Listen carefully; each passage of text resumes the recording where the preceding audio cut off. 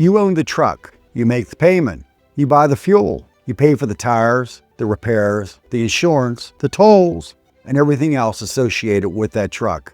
The company or the motor carrier you are leased onto provides the freight, but they need to protect that relationship it has with its customer base. And with that in mind, the company expects every load you accept to be picked up and delivered safely and on time. Who's really in control? Is it the owner-operator who owns the truck? Or is it the company or motor carrier whose name and authority are displayed on that side door? That question is at the center of a nearly $2.8 million settlement involving STG Logistics and hundreds of New Jersey-based truck drivers. New Jersey says these drivers were treated like employees while still being called independent owner-operators. But the trucking industry says that some of that so-called evidence that New Jersey put forth of company control over owner-operators was actually required by federal law. And the owner-operators, they are paying for their trucks and all the operating expenses, while the company allegedly controlled nearly every important facet of that working relationship. So today, we're going to look at all three sides of this issue. The company, which is the motor carrier with the federal authority, the owner-operator, who is actually moving the freight, and of course, the state of New Jersey, who is making the laws. Then you tell me in the comments section below who you think is right in this issue. Before we get into this case, let's explain how a normal leased owner-operator agreement works. An owner-operator purchases or leases a truck from a dealership, a finance company, or a private seller. The owner-operator then signs an agreement to lease that truck and his driving services to an authorized motor carrier. The carrier has the operating authority, the customer base, and the freight. The owner-operator provides the truck, the labor, and the service needed to move that freight. In exchange, the carrier pays the owner-operator what the trucking industry calls a settlement. That payment may be based on mileage, but in most cases, the owner-operators receive a percentage of the revenue generated from each load, plus 100% of any paid detention on that load. However, the settlement may include deductions for fuel purchased on the company's fuel card, cash advances, insurance, maintenance, repairs, permits, or a rental fee for the use of the company's trailer. These deductions are customary, but they should be clearly spelled out in the lease itself, agreed upon in advance, and itemized on the settlement sheet. The owner-operator also has responsibilities in this relationship as well. He or she must operate that truck in a safe manner, maintain the truck according to DOT and FMCSA safety standards, follow company policy, and of course obey all state, local, and federal laws. Once the owner-operator accepts a load, he or she can't just pick the load up when they want and then decide to deliver it whenever they feel like it. It doesn't work that way. And let's not lose sight of the fact that the motor carrier has a customer base to protect if they want to stay in business. Expecting a load to arrive safely and on time isn't forced dispatch. That is doing the job you agreed to do. An owner-operator should not be forced to take a load they don't want to take. That is called forced dispatch, and generally happens when the owner-operator isn't given a choice about accepting that load or not. The assigning of freight generally has more to do with the proximity and loading time of the reload than anything else. A leased owner-operator is normally able to accept or reject an offer load based on the rate, the destination, the commodity, the weather, or excessive empty deadhead miles without being punished for rejecting the load.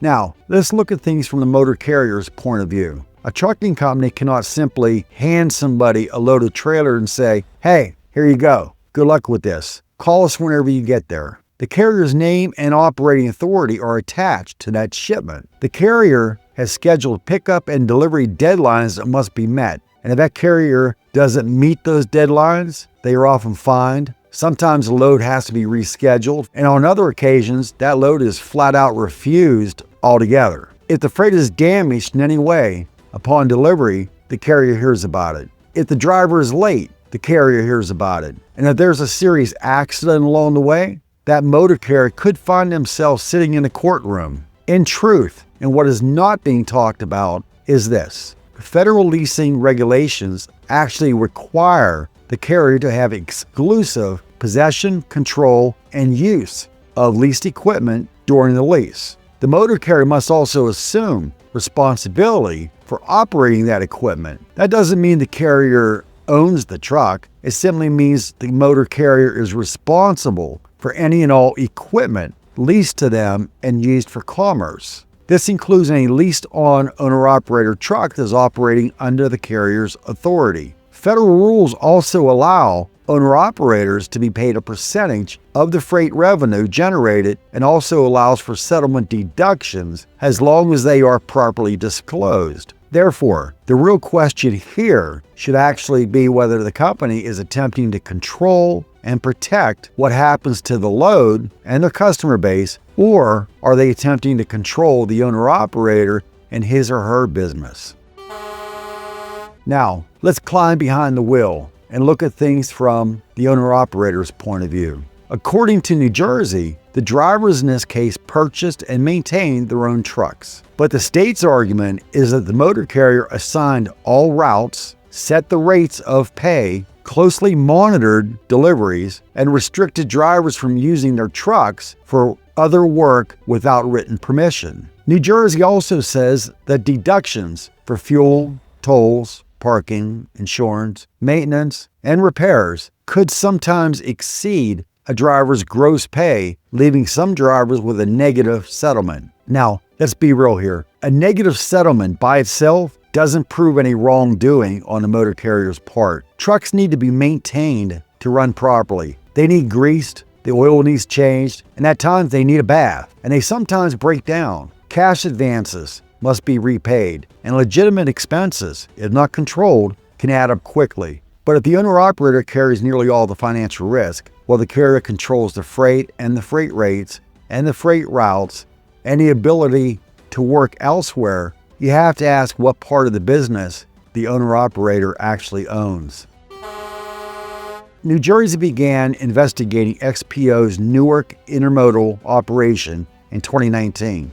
STG purchased that business in 2022 from XPO and assumed responsibility from that point forward with regard to this litigation.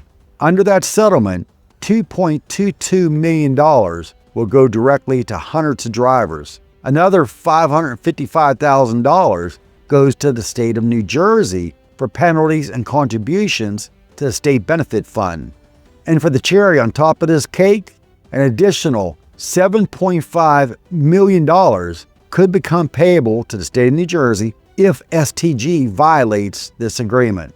New Jersey says this lawsuit was about protecting workers who were denied wages and employee benefits. But what has the trucking industry scratching its head is why it was New Jersey that pushed this lawsuit to begin with, and why New Jersey is making over $500,000 off this lawsuit in penalties. This has brought questions up as to whether the lawsuit was basically a money grab by the state of New Jersey, which is currently sinking in debt.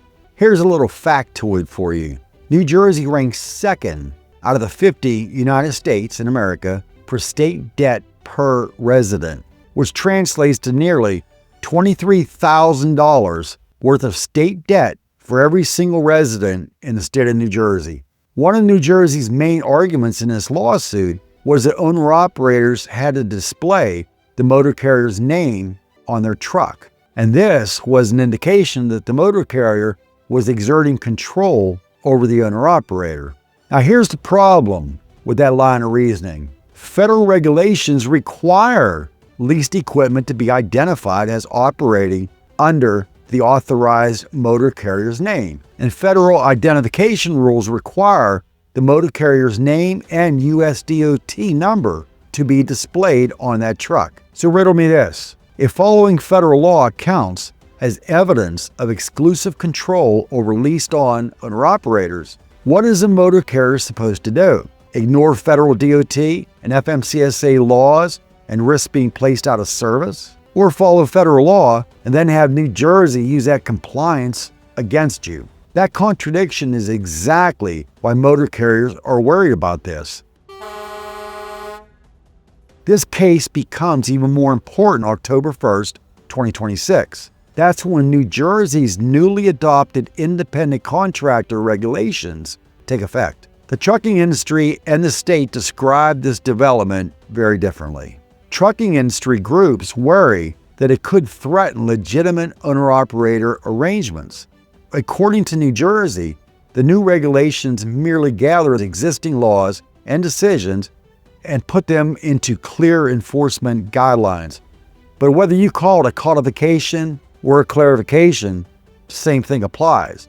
New Jersey is not only telling business owners how to run their business, they are also telling business owners what will happen if they don't do what the state of New Jersey tells them to do, no matter what the federal law says to do. Here's where I stand in all of this. If a motor carrier hides revenue, invents deductions, traps drivers in bad leases, or punishes owner-operators for rejecting freight, that motor carrier needs to be held accountable. The important questions to ask are simple and straightforward. Could the owner-operator reject loads without retaliation? Was the owner-operator given the opportunity to verify the freight revenue used to calculate his or her percentage? Were all deductions disclosed and itemized? Could the owner-operator make meaningful business decisions that impact their profit margin? And could the owner-operator end the agreement and take his or her truck somewhere else? Those answers tell us far more than a federally required decal on the door of that truck. I've spent 33 years in this industry. I've driven the roads, dispatched the drivers, and brokered the freight. I believe owner-operators need protection from bad motor carriers, but I also believe legitimate motor carriers and owner-operators need protection from state politicians making rules concerning how trucking actually works when those same politicians have never been inside the cab of a big truck and don't have a clue about what they're talking about. So do you think the motor carriers out there are trying to exert too much control over owner-operators? Or do you think the state of New Jersey is stretching its definition of what an employee is too far and trying to control the way business itself is conducted?